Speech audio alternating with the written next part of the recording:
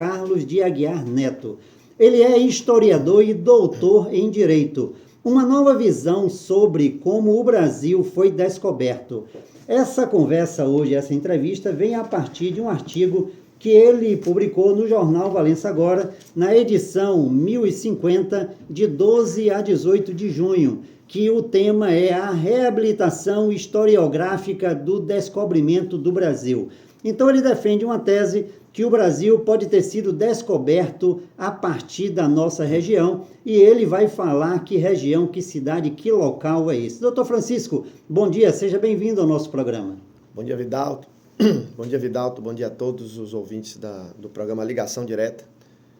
Hoje estou aqui à disposição para poder tirar algumas dúvidas em relação à reabilitação do descobrimento do Brasil.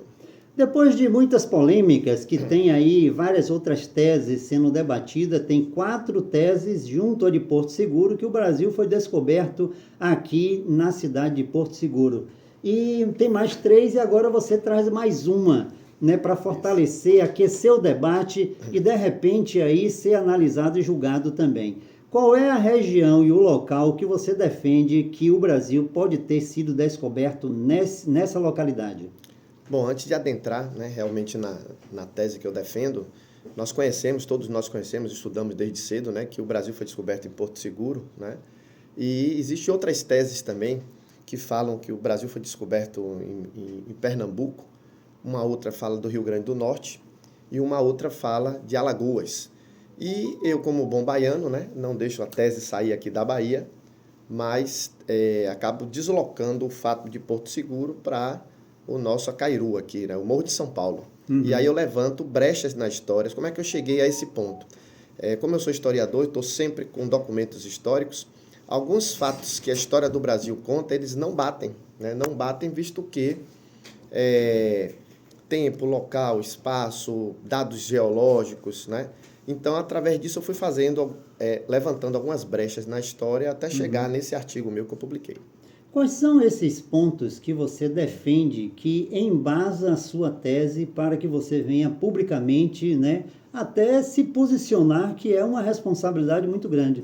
Isso. Um doutor, historiador, de repente estudou, filho da região e defende essa tese. Quais são esses pontos que você poderia destacar? Bom, existem algumas brechas historiográficas. O seguinte, existia uma determinação do El-Rei de Portugal, Dom Manuel I, que todas as terras achadas além-mar, ou seja, fora de Portugal, deveria ser erguida uma fortificação e erguida uma freguesia. Uma freguesia, para quem não sabe o que é basicamente a igreja local, né? Então, se levanta a questão seguinte, se existe uma ordem do rei de Portugal para se erguer um forte e uma igreja, e diz que Porto Seguro foi o local que foi descoberto, eu fui até Porto Seguro e lá não existe um forte, uma fortificação datada da época de 1500. Então, assim, eles não iam descumprir uma ordem do El-Rei de Portugal. Aí você pode me dizer, não, professor, lá em Porto Seguro tem um forte. Lá tem o chamado Fortim, que é do século XVIII, né, de 1759, não é de 1500. Então, uma das brechas seria essa. A segunda brecha interessante é que diz que o Brasil foi descoberto em Porto Seguro e os barcos, quando chegaram, os navios, né, as naus, avistaram o Monte Pascoal. A gente estuda isso na escola. Só que aí, entrevistando o capitão da Marinha Mercante, ele relata que o Monte Pascoal é deverasmente baixo, não chega nem a ser um monte. E de fora do Oceano Atlântico não dá para ver o Monte Pascoal, né? A carta de Perival de Caminha descreve um monte arredondado, o Monte Pascoal nem pico tem. Então se levanta uma questão seguinte, bom, se o Monte Pascoal tem 536 metros de altura e a nossa Serra do Abiá tem 1.300 metros de altura, se você sai de Portugal, da Europa, vamos para o mapa mundi, você sai de Portugal, Espanha, passa na frente da Serra do Abiá e não vê. E só vai avistar um Monte Pascoal que é muito mais baixo, que do Oceano Atlântico não dá para ver. É uma outra brecha a se abrir na história. Um outro ponto muito interessante é que se o Monte Pascoal foi visto em Porto Seguro, teria que adentrar a Baía de Porto Seguro, porque a própria Marinha Mercante disse que não dá para ver o Monte Pascoal do Oceano Atlântico. Para adentrar a Baía de Porto Seguro, quem esteve em Porto Seguro conhece que lá é todo fechado de arrecife, são aquelas pedras. Então eu entrevistei um geólogo, o geólogo me disse que, eu perguntei se já existia pedra no ano de 1500, porque uma nau de 40 metros um navio de 40 metros, e as caravelas, que eram menores, de 25 metros, não adentrariam nunca a Baía de Porto Seguro com aquelas pedras. E o geólogo me falou que a formação rochosa de Porto Seguro é de 7.000 anos atrás. Então já existia pedra, tanto em Porto Seguro quanto na Coroa Vermelha. Então essas naus e caravelas não adentraram a Baía de Porto Seguro para visualizar o Monte Pascoal, que só é visto de dentro da Baía de Porto Seguro. E a nossa Serra do Abiá até hoje é usada pelos pescadores aqui da região para poder servir como marco, quando eles pescam de arrastão, né, para poder, eles do alto mar, eles avistam a Serra do Abiá para poder fazer a volta na lama para poder pescar camarão. Então são pequenas brechas que levam, né, a crer que a história do Brasil ela não foi contada de forma correta, né? E uma outra coisa interessante é que a Carta de Pero Vaz de Caminha fala sobre um monte, né, um monte avermelhado, de cor vermelha e com pico alto. E aí nos remete a nossa Praia da Argila, ali do Morro de São Paulo, né? Que se você for para Itaparica, se você olhar até de Salvador, você consegue ver o Morro de São Paulo com aquele desenho avermelhado, né? Que é a chamada Falésias de Arenito Erodido, que já existe há vários séculos. Então, uma coisa interessante também na Carta de Pero Vaz de Caminha, que diz que foi visto essa falésia com o Monte Avermelhado, e também foi chegado até um rio, onde Martim Afonso, com seu irmão chamado Pero Lopes, ele descreve que foi visto como se fosse um lago, como se fosse um rio, né? A desembocadura de um rio. E Pero Lopes cita, que à noite ele desce, né? Ele desce da nau e chega até a boca do rio de Tinharé. Então, a nossa região aqui, ela se subsume, se enquadra mais ou menos ao que está na Carta de Pero Vaz de Caminha, que fala de uma montanha avermelhada, nós temos, né? Que é a falésia ali, que é a Praia da Argila, e temos o rio, que é a boca do rio Tinharé. Então, são pedaços históricos que, quando nós juntamos, nós cremos que seria praticamente impossível os portugueses ter passado aqui em frente à nossa Serra do Abiá, o Morro de São Paulo, não visto a Serra do Abiá, não visto o Morro de São Paulo, né? E rumado mais ao sul, não viu também Ilhéus e somente parou em Porto Seguro. E aí você deve me perguntar, né? Dizer assim, e por que então, né, a história não foi contada da forma correta? Aí nós lançamos aí no nosso artigo, tem duas explicações. Tem uma explicação econômica e uma explicação antropológica. A explicação antropológica é que, quando aqui chegaram os portugueses, se bateram com os nossos índios aimorés, índios comedores de carne humana, índios antropófagos, que comiam carne humana. Eles prendiam o pessoal e cozinhavam a carne e comia a carne praticamente defumada.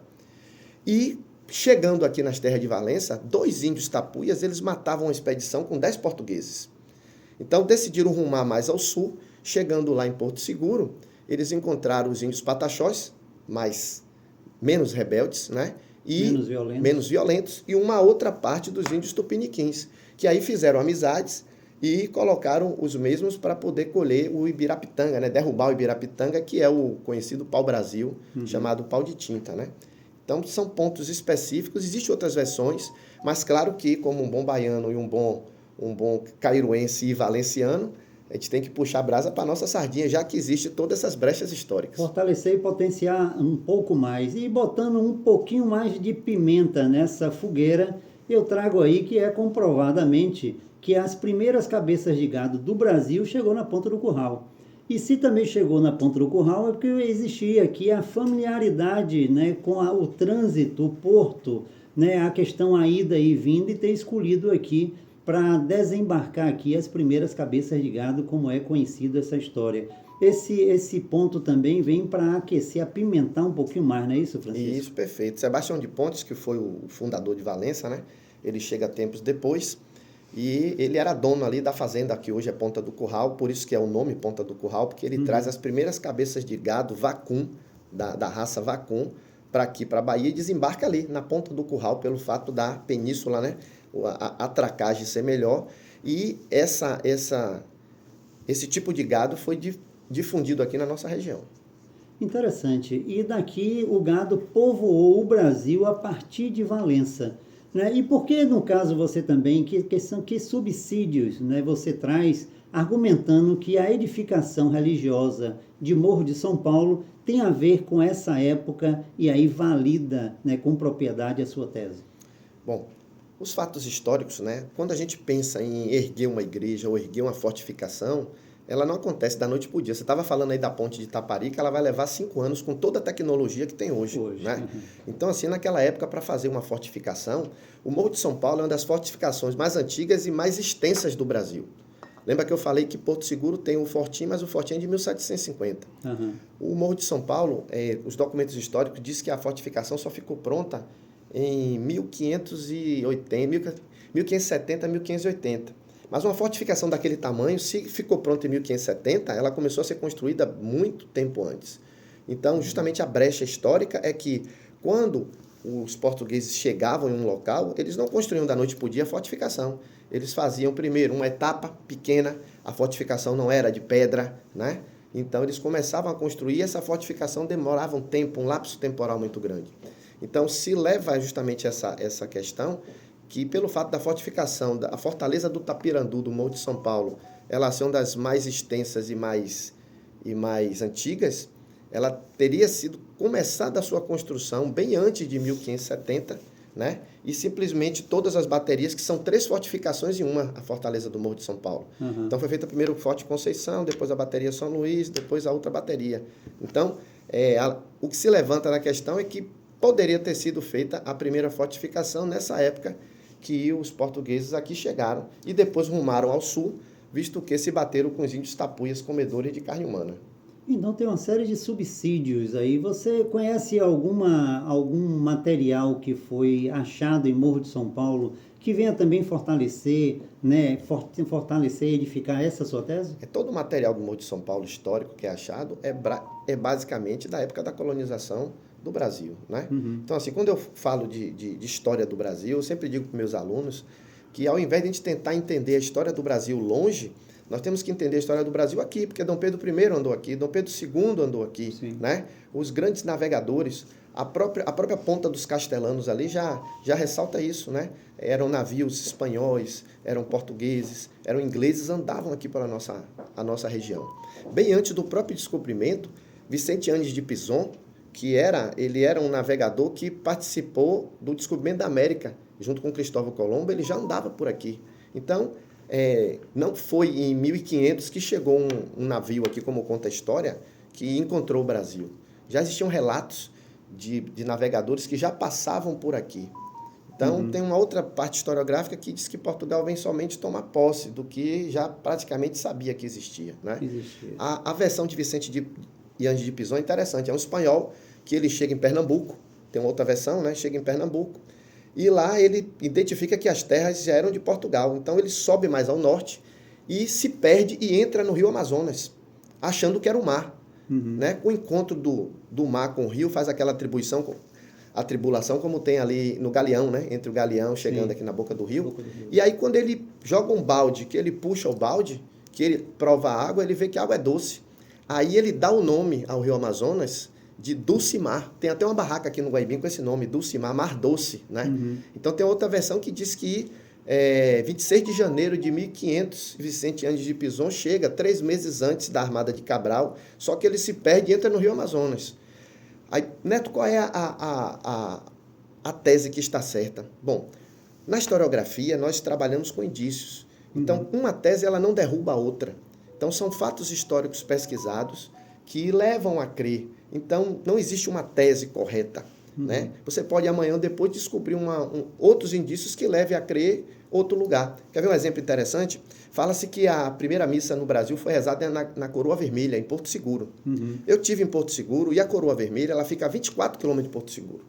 Então a história não bate você chegar em Porto Seguro, adentrar uma baía cheia de pedra, que não adentraria com uma nau e uma caravela grande, e de repente você desce em Porto Seguro e vem andando 24 quilômetros pelo meio do mato, com onça, com índio, né, com as intempéries, para rezar uma missa em uma praia. A Coroa Vermelha é uma praia também que é cheia de pedra.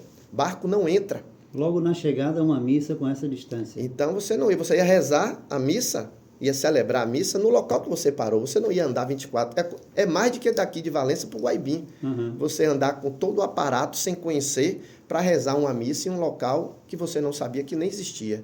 Então são brechas históricas que não batem. O interessante também é que aqui foi construída a primeira fábrica têxtil do Brasil. E quando foi construído, Dom Pedro II também esteve aqui. E existe uma pintura, eu vi essa foto, né, pintada a óleo, feita por Dom Pedro II, que o posicionamento